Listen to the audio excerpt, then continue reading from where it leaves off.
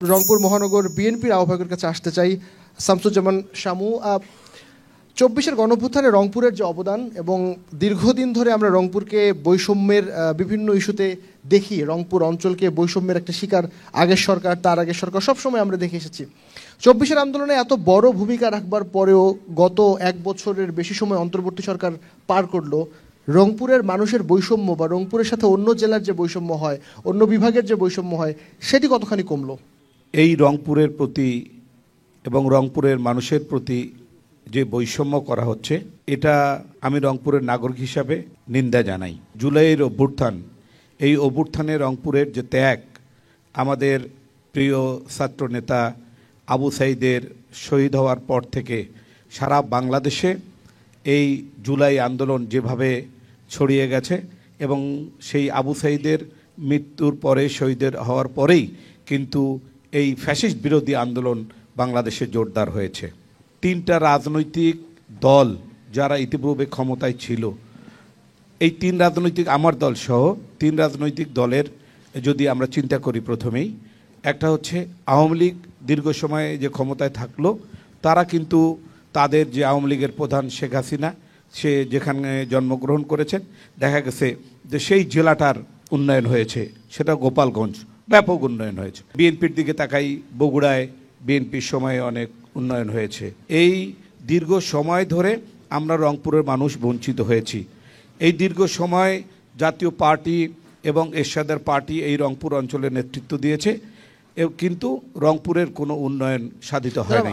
আমার যেটি প্রশ্ন ছিল যে এই এক বছরে কি একই রকম পরিস্থিতি দেখলেন আপনারা, নাকি কোনো উন্নতি হয়েছে? আমি আসছি আপনার কথায়, যে আজকে যারা এই অন্তর্বর্তীকালীন সরকারের প্রধান ডক্টর ইউনূস সাহেব, উনি রংপুরের মানুষ না, উনি চিটাগংয়ের মানুষ, এবং যারা অন্যান্য উপদেষ্টা হয়েছে তারা কিন্তু সব ওই অঞ্চলের মানুষ। আমাদের এই রংপুর বিভাগ থেকে অথবা রংপুর থেকে যদি একজন উপদেষ্টা না হতো, তাও আমরা বলতাম যে আমরা বৈষম্য শিকার হইনি, আমাদের তাকে দিয়ে আমাদের এই অঞ্চলের যেগুলো সমস্যা আছে, সমস্যার সমাধান হতো। কিন্তু দুঃখের বিষয়, এই অন্তর্বর্তীকালীন সময়ে আমরা বৈষম্য শিকার হলাম। চিত্র যে পরিবর্তন হয়। আমরা আবারও আপনার কাছে আসবো, বিস্তারিত অবশ্যই আলাপ হবে। অধ্যাপক বেলালের কাছে একটু আসতে চাই, একই রকম প্রশ্ন।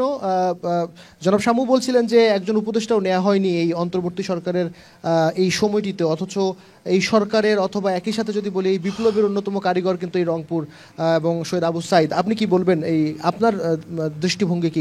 ধন্যবাদ স্টার নিউজকে। আবু সাঈদ যার আত্মদানের কারণেই আমি বলবো যে বৈষম্য বিরোধী আন্দোলন স্বৈরাচার পতনের আন্দোলনে একটা চূড়ান্ত পরিণতির দিকে নিয়ে যায় বাংলার মানুষকে। সেই রংপুর এই দীর্ঘ 14 মাস অভ্যুত্থানের পরে অতিবাহিত হচ্ছে, আমরা দৃশ্যমান কোনো উন্নতি আমরা লক্ষ্য করছি না, পরিবর্তন। এই অভ্যুত্থানের পরে আশা করছিলাম যে খুবই যুক্তিযুক্ত একটা বৈষম্য বিরোধী আন্দোলন হলো, বৈষম্য অবসান চিহ্ন হিসাবে প্রাথমিক একটা উদ্যোগ হবে যে অঞ্চল থেকে উপদেষ্টা পরিষদ লোক নেওয়া হবে, নেওয়া হলো না। এখানে আমরা বড় ধরনের একটা ধাক্কা খেলাম বলা যায়। পরবর্তী সময় উপদেষ্টা না থাক, কিন্তু উন্নয়নমূলক তো কিছু কাজ কর্মকাণ্ড আমাদের নিতে পারতেন। বিশেষ করে আমাদের এখানে অবকাঠামোগত উন্নয়ন, তিস্তা মহাপরিকল্পনা বাস্তবায়ন, আমাদের যে শিক্ষা প্রতিষ্ঠানগুলো আছে ইনক্লুডিং বেরোবি, বেগম রোকেয়া বিশ্ববিদ্যালয়, কারমাইকেল, এখানে কিন্তু কোনো নতুন কোনো প্রজেক্ট শুরু হয়নি। যে সব কিছু মিলে আমরা দেখছি যে বর্তমান যারা রাজনৈতিক সরকার, তারা এদিকে নজর দিচ্ছেন না। আমরা আশাবাদী যে আগামী দিনে রংপুরের মানুষ পূর্বের তিক্ত অভিজ্ঞতার আলোকে এমন নেতৃত্ব নির্বাচন করবেন, যারা এমন দলকে দায়িত্ব দিবেন যারা সারা দেশে সুষম উন্নয়ন করবেন। সুষম উন্নয়ন হলে কিন্তু যেহেতু আমরা বৈষম্যের শিকার, আমাদের উন্নয়নটা স্বাভাবিকভাবেই বিশেষ পরিকল্পনার আলোকে ভালোভাবে হবে।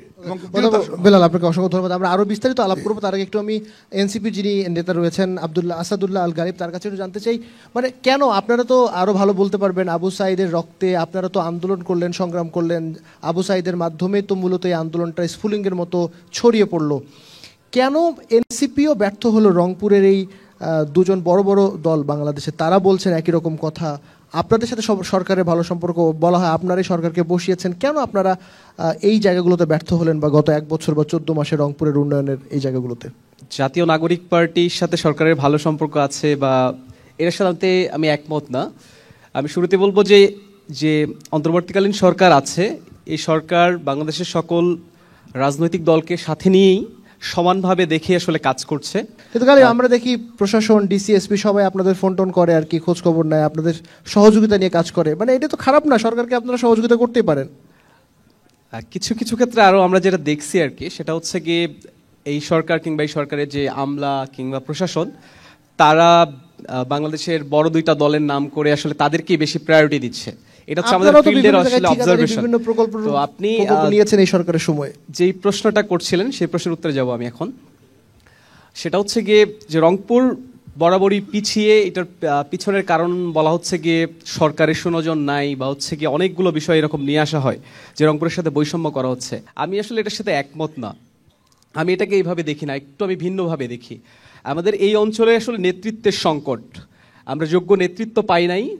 আমরা এই অঞ্চল থেকে যারা এর আগে নেতৃত্ব দিয়েছে তারা জোরালো ভূমিকা রাখতে পারে নাই, বিধায় রংপুর আসলে বঞ্চিত হয়েছে। এই দায় শুধু শুধু আমি অন্যদের উপর চাপাবো না, এই দায় আসলে আমাদের।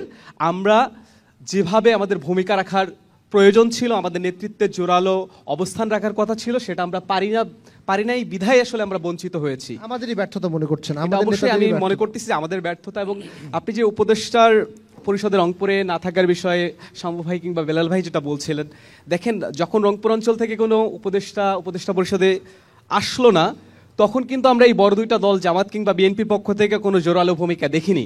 কিন্তু আপনি দেখবেন যে আমরা একাধিক দিন হচ্ছে গিয়ে রংপুর অঞ্চল থেকে যাতে উপদেষ্টা রাখা হয়, এর জন্য কিন্তু আমরা মাঠে চেষ্টা চালিয়েছি। আমরা ব্লকেট দিয়েছি, আমরা মানববন্ধন করেছি, আমরা স্মারকলিপি দিয়েছি, আমরা দেখা করেছি, আমরা কিন্তু আমাদের জায়গা থেকে চেষ্টাটুকু করেছি অন্তত। কিন্তু আমরা অন্য দলগুলোর পক্ষ থেকে এই ধরনের কোনো দৃশ্যমান পদক্ষেপ মাঠে দেখিনি। তো এই জায়গায় আমি যদি দেখি যে রাজশাহীর কথা যদি বলি, রাজশাহীর মানুষের ভাগ্যের পরিবর্তনের জন্য বা তাদের স্বার্থে সকল রাজনৈতিক দল থেকে শুরু করে সবাই ঐক্যবদ্ধ থাকে। ওখানে রাজশাহী সংগ্রাম পরিষদ আছে, বা বিভিন্ন জায়গায় আমরা দেখছি যে কমন ইন্টারেস্টের জায়গায় ওই অঞ্চলের স্বার্থে সবাই এক থাকে। কিন্তু আমাদের যে উপদেষ্টা নাই, এই পয়েন্টে কিন্তু আমরা এক হয়ে মাঠে জোরালো ভূমিকার মধ্য দিয়ে যে উপদেষ্টা যুক্ত করব, সেই জায়গায় কিন্তু আমরা আসতে পারি। জনাব শামুর কাছে আসতে চাই, মানে এনসিপির নেতা অভিযোগ করছে আপনারা জোরালো ভূমিকা রাখেননি, আসলে কি রাখেননি, নাকি আপনারা কি করলেন তাহলে? না, আসলে কথাটা আমি মনে করি যে যুক্তিযুক্ত না, এই কারণেই যে বাংলাদেশ এই বর্তমানে যে অন্তর্বর্তী সরকার গঠন হয়েছে, তারপরে যখন উপদেষ্টা নেওয়া শুরু করেছেন, আমরা বিএনপির পক্ষ থেকে রংপুরের বিভিন্ন পর্যায়ে আমরা এটা নিয়ে আলোচনা করেছি, কথা বলেছি, এবং আমরা চেয়েছিলাম যে রংপুর বিভাগ থেকে, শুধু রংপুর না, রংপুর বিভাগ থেকে একজন উপদেষ্টা নেওয়া হোক। কিন্তু দুঃখের বিষয় নেওয়া তো হয় নাই, বরঞ্চ মিথ্যা প্রলোভন দেখিয়েছে বর্তমান যে সরকার প্রধান আছেন ডক্টর ইউনূস।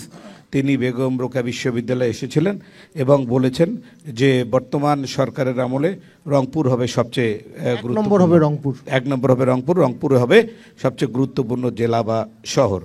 কিন্তু অত্যন্ত দুঃখের বিষয়, এখন পর্যন্ত আমরা এমন কিছু দেখতে পেলাম না যে বর্তমান অন্তর্বর্তীকালীন সরকার রংপুরের উন্নয়নের জন্য এই কাজটা করবে। এটাতে এনসিপি নেতা বলছিলেন যে আপনাদেরও ব্যর্থতা আছে, যারা দীর্ঘদিন ধরে কাজ করছেন জনগণের জন্য। আমি এই প্রশ্নটি একটু জামাতের যিনি নেতা রয়েছেন অধ্যাপক বেলালের কাছে জানতে চাই যে আপনাদেরও ব্যর্থতা মনে করেন মানে এই ইস্যুতে?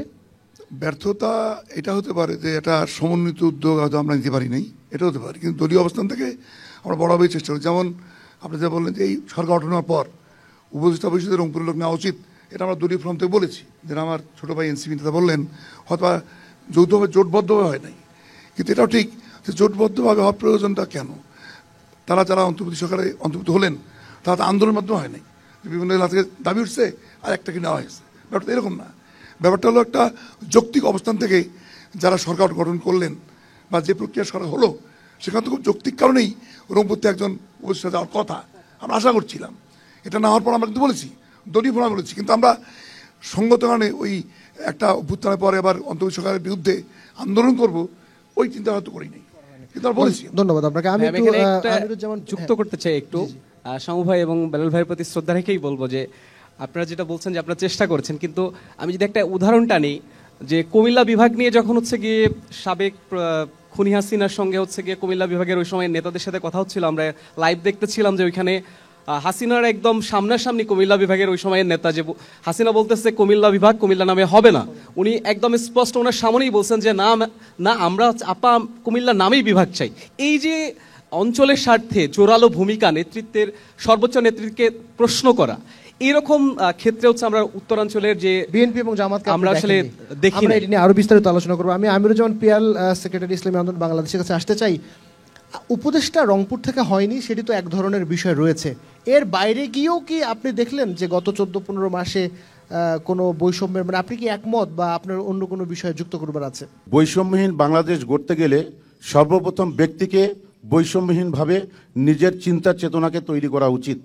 আমাদের প্রত্যেকে যদি আমরা বৈষম্যহীনভাবে নিজেকে চিন্তা করি তাহলে ইনশাআল্লাহ বৈষম্যহীন, কারণ আগে ব্যক্তি গঠন হবে, ব্যক্তি থেকে পরিবার, পরিবার থেকে সমাজ, সমাজ থেকে রাষ্ট্র গড়ে ওঠে। এজন্য চিন্তা চেতনাগুলো যদি নিজের থেকে তৈরি হয় তাহলে সবচেয়ে বেশি উত্তম। আপনি যে বৈষম্যের কথা বলেছেন, এই বৈষম্যের বিষয়ে আমি বলতে চাই, আসলে এই বৈষম্যের শিকার শুধু ইদানিং না, 54 বছর থেকে আমরা দেখছি এই বৈষম্যের শিকার।